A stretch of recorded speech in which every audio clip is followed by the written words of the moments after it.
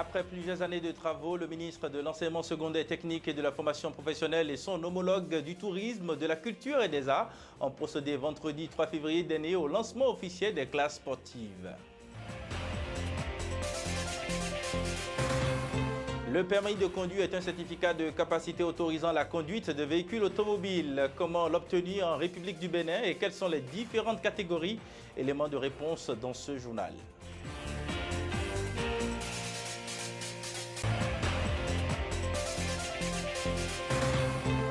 Le ministre de l'Agriculture, de l'Élevage et de la Pêche était ce samedi matin à Donatin pour une fête annuelle de lâcher de petites tortues organisée par l'ONG Nature Tropicale avec les communautés de ce quartier. L'activité s'inscrit dans le cadre de la célébration de la 19e édition des Journées nationales pour les tortues marines.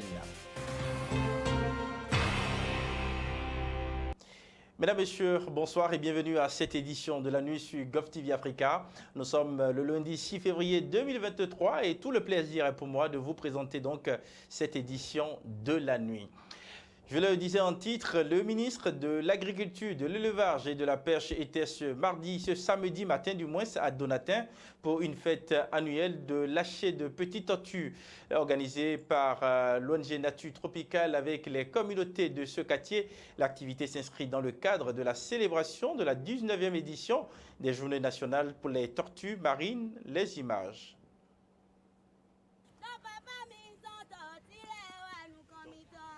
Le ministre de l'Agriculture, de l'Élevage et de la Pêche, l'ONG Nature Tropicale et les populations de Donatin se sont donné la main pour mettre à la mer des bébés tortues ce samedi matin à Cotonou.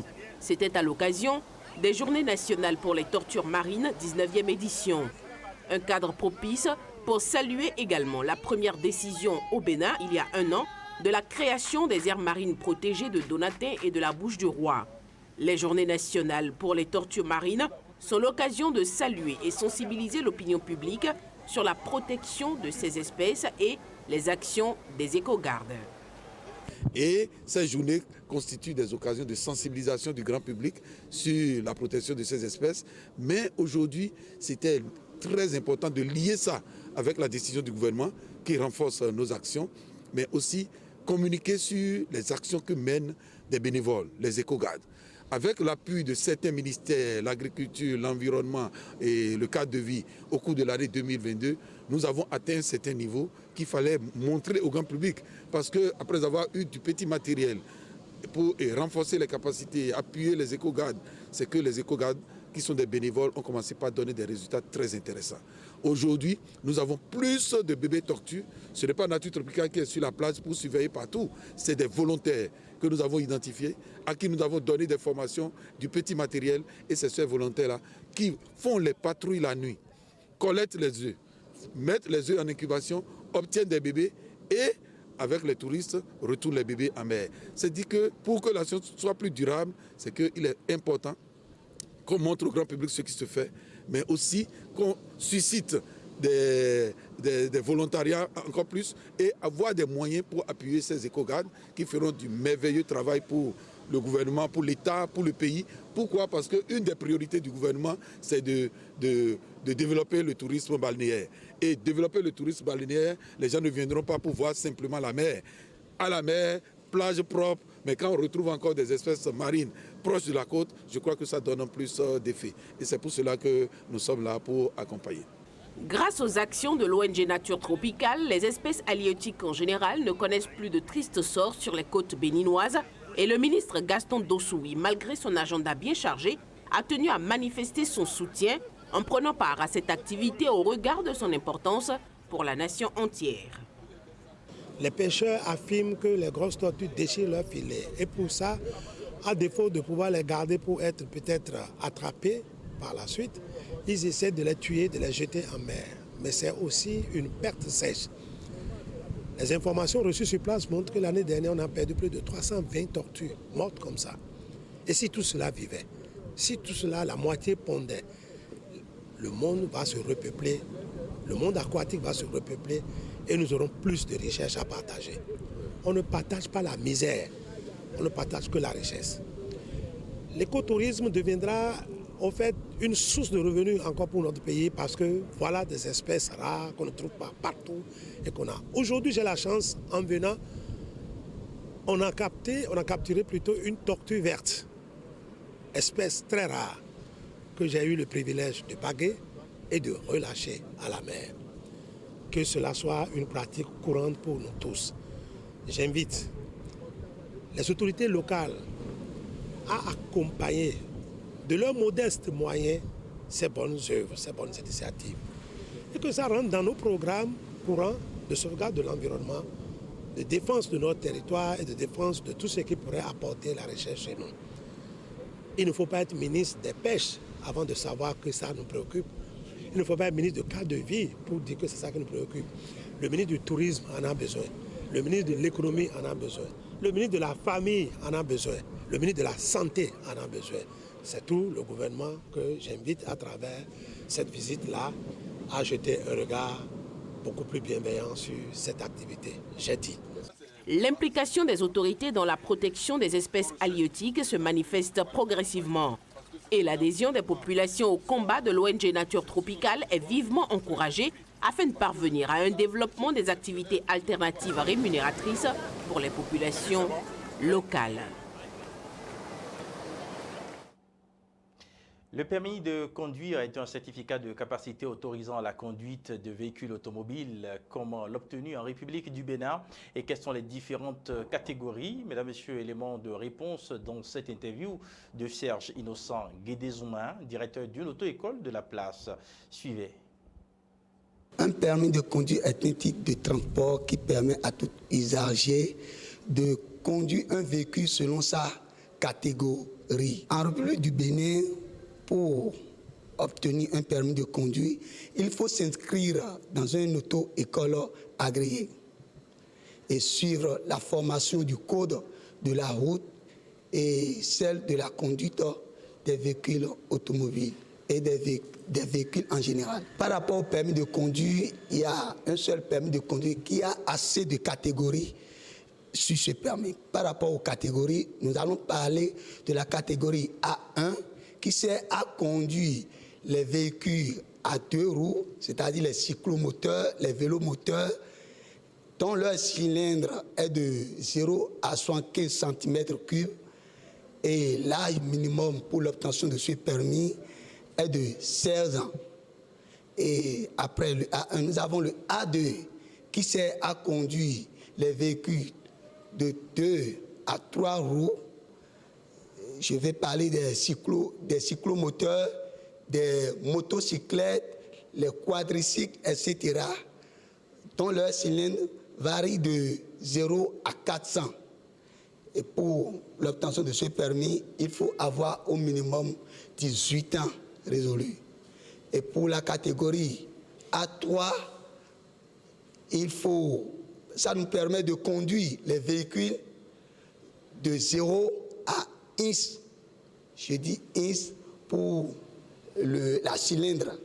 C'est-à-dire celui qui a le A3 peut conduire déjà le A1, le A2 et le A3. La différence de A3 par rapport au A2 est que le véhicule A3 est un véhicule qui a non seulement d'embrayage, mais plutôt de radiateur, car la cylindrée est tellement volumique. Et pour conduire ces catégories 3 que je viens d'énumérer, il y a des comportements que le conducteur doit adopter.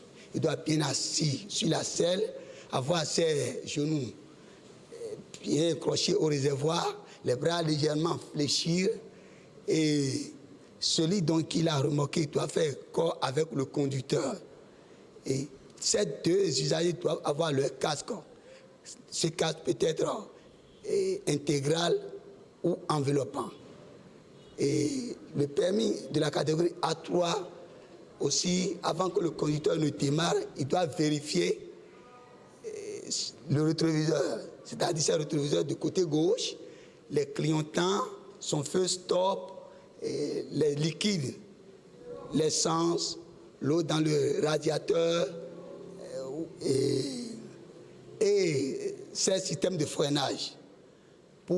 Après le A3, nous avons le B maintenant. Le permis de la catégorie B est un permis qui permettent à tout usager béninois de conduire les véhicules dont leur PTAC est de 0 à 3,5 tonnes. À 3,5 tonnes, ça n'excède pas 3,5 tonnes.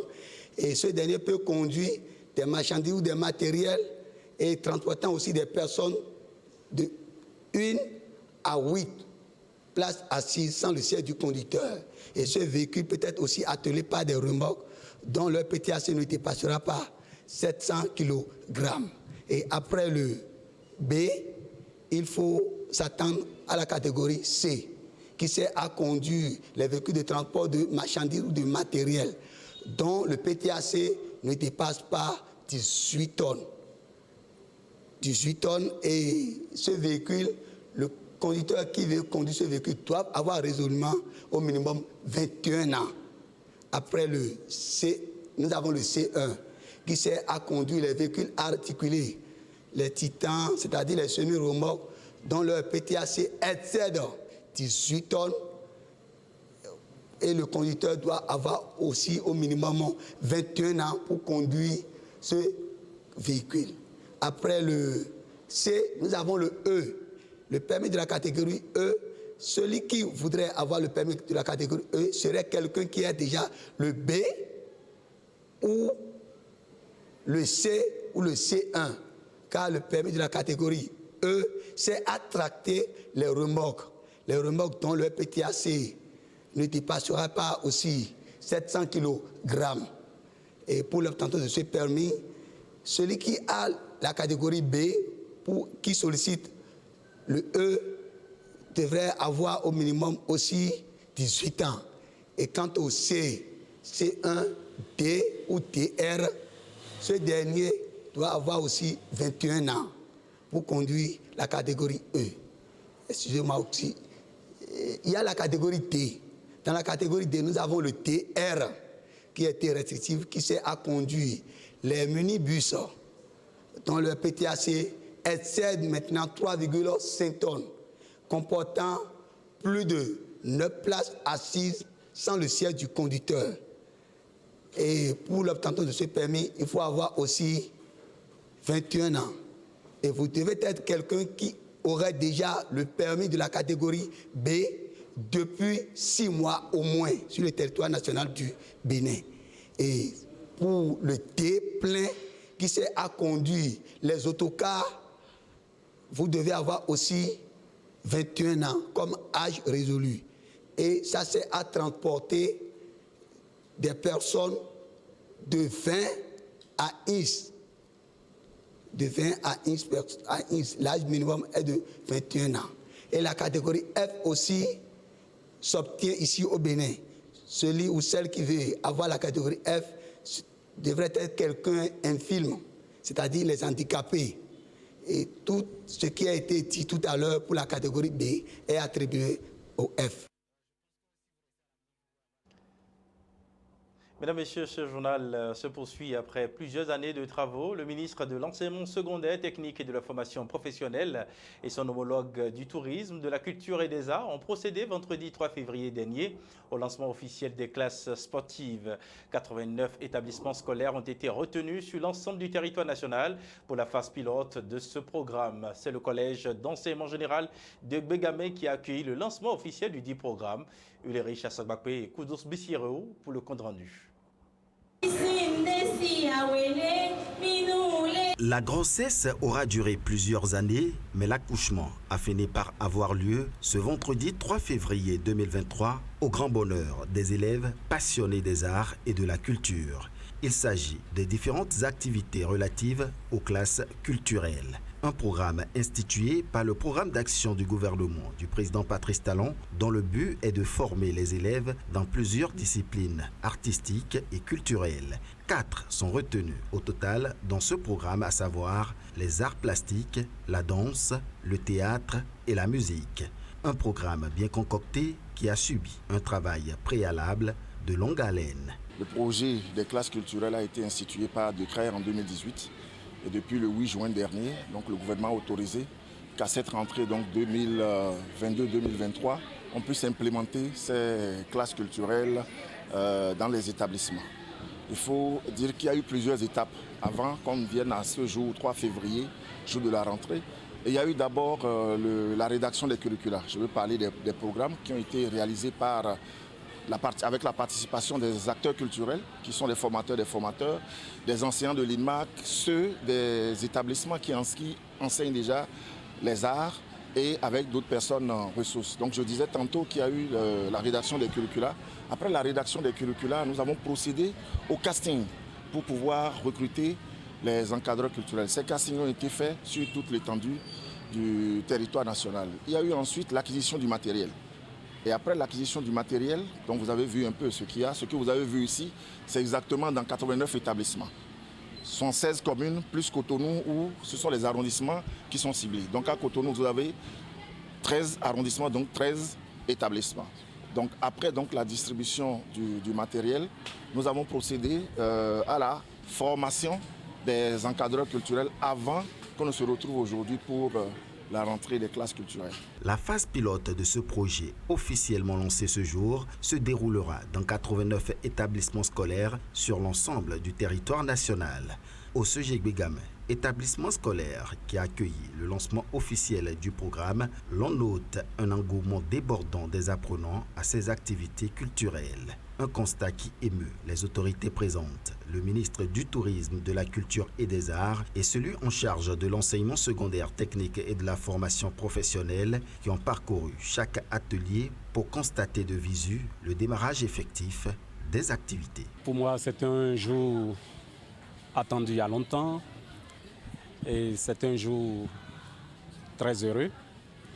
Vous me voyez très souriant, mon collègue également très souriant. Et c'est un jour où nos élèves sur toute l'étendue du territoire, en tout cas pour l'instant dans 89 établissements, nous commençons par les former aux classes culturelles. Et vous avez vu, nous avons parcouru les différents stands, il y en a 4. Alors, j'ai été agréablement surpris de constater que sur les 300 que nous attendions comme inscrits, nous sommes allés à 800, plus de 800, seulement au Sejek-Begame. Ça veut dire que les apprenants eux-mêmes attendaient les classes culturelles. Je voudrais, en ce jour où je me sens le plus heureux, dire toute ma reconnaissance à tout le gouvernement et en particulier au président Patrice Talon. Et je voudrais tirer un coup de chapeau pour le dynamisme de mon collègue, le ministre Abimbola, et toutes nos équipes qui ont travaillé sur ce projet. Le ministre Jean-Michel Abimbola, quant à lui, invite les apprenants à prendre au sérieux ces activités culturelles pour l'atteinte des objectifs du gouvernement. Comme je l'ai dit aux enfants dans toutes les 4 classes que nous avons visitées, de la danse, du théâtre, de la musique et des arts plastiques, j'ai expliqué aux enfants que c'est vrai qu'il faut prendre ça avec passion, il faut prendre ça avec un esprit ludique, mais qu'aujourd'hui, les arts et la culture, c'est de l'économie. Les arts et la culture, c'est des moyens de gagner sa vie, des moyens sérieux de gagner sa vie. Donc les enfants que nous allons détecter ici, eh bien, ces enfants pourront aller au conservatoire de musique, pourront aller au centre de danse, pourront aller au centre de formation pour le théâtre ou pour le cinéma ou que sais-je encore. Donc c'est pour vous dire que nous sommes au début d'un processus et c'est sûr qu'en une génération, le Bénin va changer de visage en ce qui concerne l'économie culturelle et artistique. Le gouvernement qui, à cet effet, a dégagé des plages horaires, notamment les après-midi des mercredis et vendredis, pour la répétition des apprenants. Les autorités, pour finir, invitent surtout les encadreurs à plus d'engagement et de rigueur dans l'exécution du programme, dans le respect strict des tests qui régissent les établissements scolaires au Bénin.